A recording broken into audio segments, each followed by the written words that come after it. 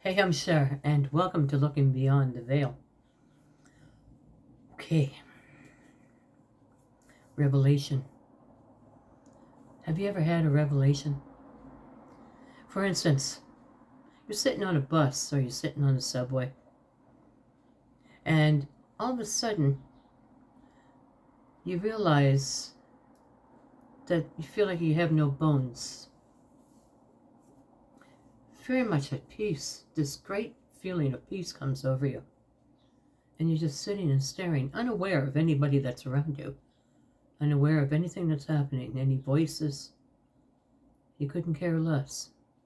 It's just a great peace. And you know the next stop is yours. So while you're feeling this great peace, all of a sudden in the back of your mind is this, you better snap out of this. The next stop is yours. Wake up. And you snap out of it. And it's gone. Or have you ever gone, for example, and tried to open up a door, and as you reach out and you look at your hand, you say to yourself, that's not my hand. I feel like I'm a watcher. I feel like somebody else is moving for me, but that's not my hand. That's not my hand. But this great feeling of peace comes over you. This great feeling of awareness. Has that ever happened to you? Now, there are thousands of ways that God will speak to you, that the universe, or whatever you want to call it, that spirit or angels. There are thousands of ways that they can give you a revelation, and each and every time there's this great feeling of peace. And each and every time there's this feeling that I'm not here, that I'm just unaware of everything that's happening around me, and I just exist.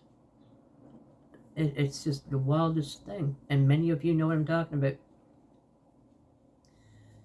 If you have, why does it take so long for it to happen again? Well, why?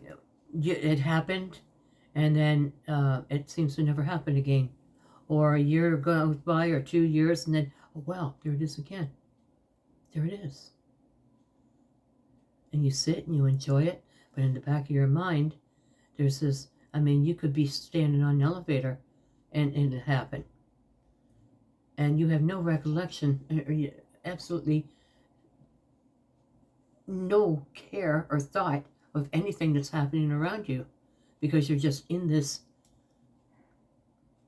thing, in spirit. But in the back of the mind wakes you up, and the mind says, oh, you know what, next button's yours. Or they're all looking at you. They can see that something's happening to you. They're all looking at you. And then we snap back out, and we come back into the noise and seeing people, and it all begins to revolve around us again. So, what is this? What is this going on here? What is happening here? Why do these revelations take so long to come again, if they ever do? Why do I have to wait so long to feel spirit again? Here's what's happening. This is you. This is the world. You are in the womb of the world,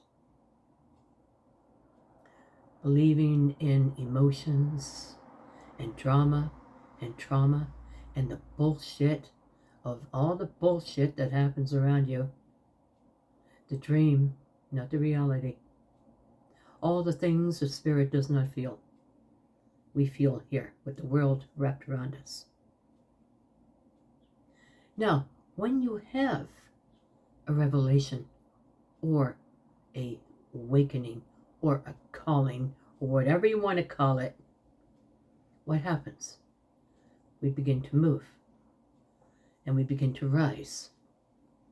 And the world is still chomping and biting and eating and biting and fighting, but now you're up here, and the world is still down here, trying to get you back into the womb with the bullshit and the drama and the trauma and making you believe all the bullshit that does not exist except for here in the world, but not here, not in spirit. And so the world is biting and biting and biting because the world knows, put the thought in the mind, in the back of the mind, oh, the next stop is yours. You better wake up. You better snap out of this bullshit. And then we begin to slowly, as the world is munching and crunching, we begin to fold in fetal position and covered again.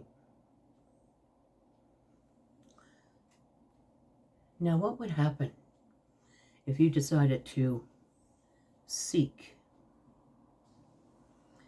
If you decided if it's not going to come to me, then maybe I'll go to it. Seek, and ye shall find. Knock, and it shall be opened unto you.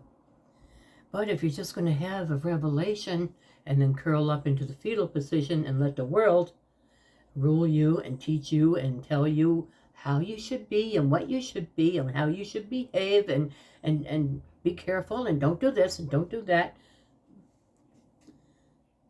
What should happen if you begin to seek? If you begin to go within and say to yourself, what was that? I liked it. I enjoyed it.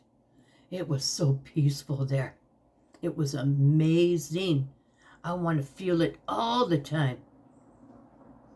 As Jim Carrey, when he felt it, I want to feel it all the time. But the world is always in the background. You better wake up. Look, they're all looking at you. They see that there's something happening to you. Munch, munch, munch, munch, munch, munch, munch. And then you lower and you go into the fetal position and then you get covered again by the bullshit and the drama and the next door neighbors fighting and the bullshit at work and all this stuff and feeling separate from each other. And you know what I mean. All the crap and the lovelorn. And they used me and they hurt me and they did this to me and they did that to me. All the things that are not of spirit, but of this greedy, munching world that is constantly going around and munching and eating and bringing spirit down into a fetal position so they can cover it and keep it quiet and keep it still and shut it up. So what should happen once you begin to seek? What was that feeling that I had?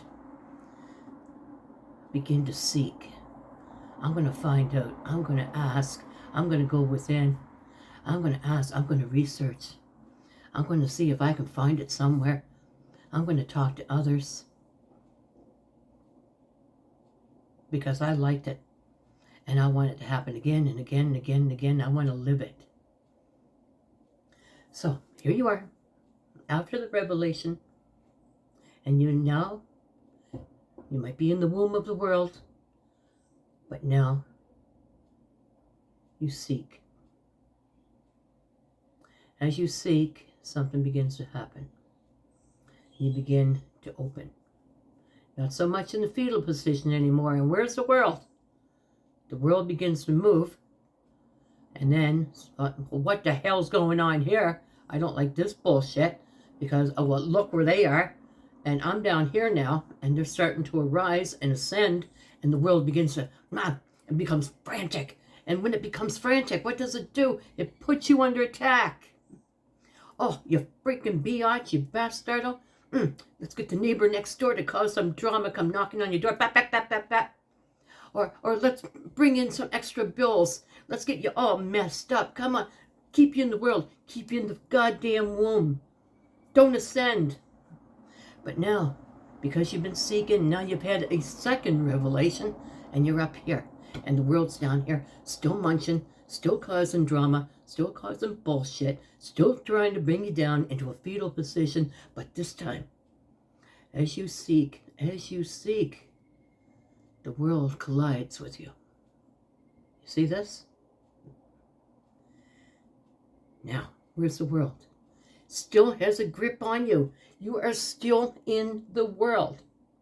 It still has a grip on you. But where are you? Ascended above the world. Even though still in it, still got a grip, but I'm ascended above the world. It is still beneath me. I see through. I see through the drama and the bullshit. I see what the world is doing and talking in my head and trying to get me upset and all pissed off and trying to make me cry and make me feel like I'm freaking worthless when all the time I am spirit. I'm spirit. Right up here. I'm spirit. I'm stuck in this goddamn world. Be in the world, but not of it. I'm stuck in this freaking world. I'm stuck. I can't break free until I lose these earthly clothing. This earthly clothing, this earthly shell. I'll break free, yes. But while I'm here, I'm still in it. But I'm above it.